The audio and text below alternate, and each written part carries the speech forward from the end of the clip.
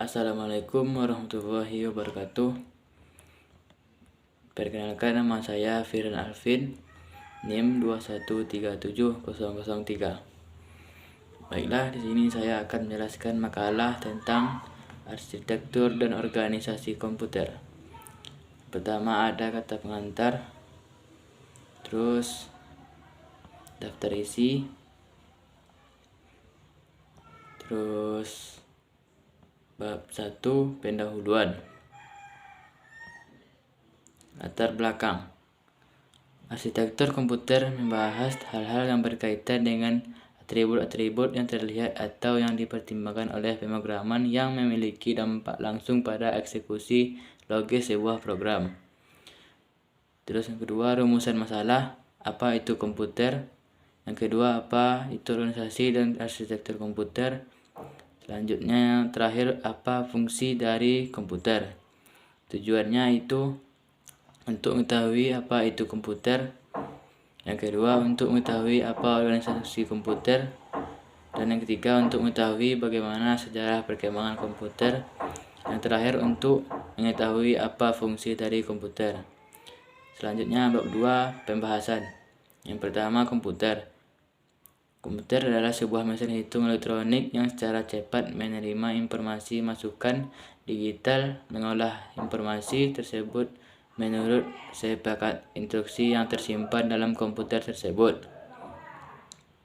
Yang kedua, organisasi komputer.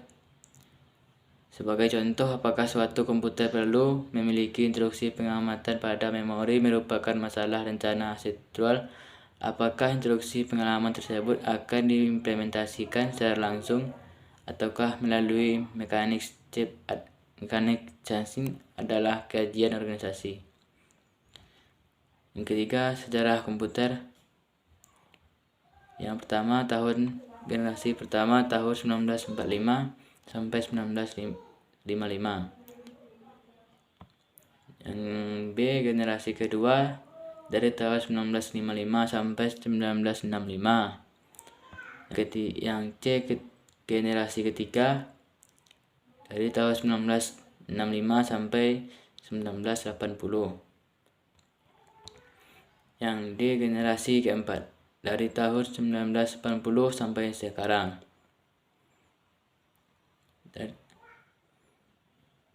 Selanjutnya 4, perkembangan CPU atau Central Processing Unit.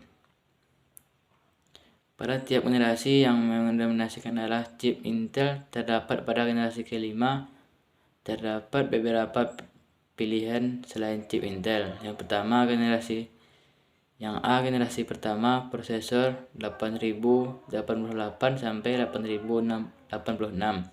Dan ini gambarnya.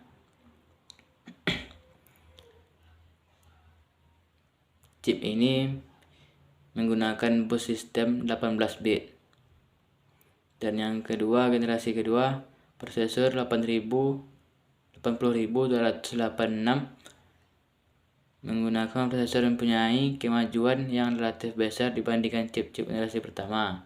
Yang ketiga, generasi ketiga, prosesor 80368DX.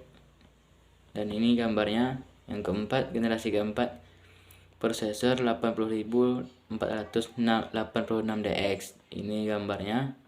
Terus generasi kelima, Platinum Classic P54C. Terus selanjutnya ada generasi keenam, yaitu Platinum Pro. Dan ini gambarnya.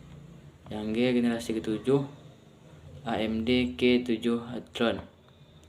Dan yang H, generasi ke-8 Intel atau Core 2. Ini gambarnya. Selanjutnya yang kelima, struktur utama komputer. Mempunyai 5 bagian, yaitu CPU atau Central Processing Unit. Dan yang kedua, memori. Yang ketiga, input dan output. Dan yang keempat, sistem internal connection.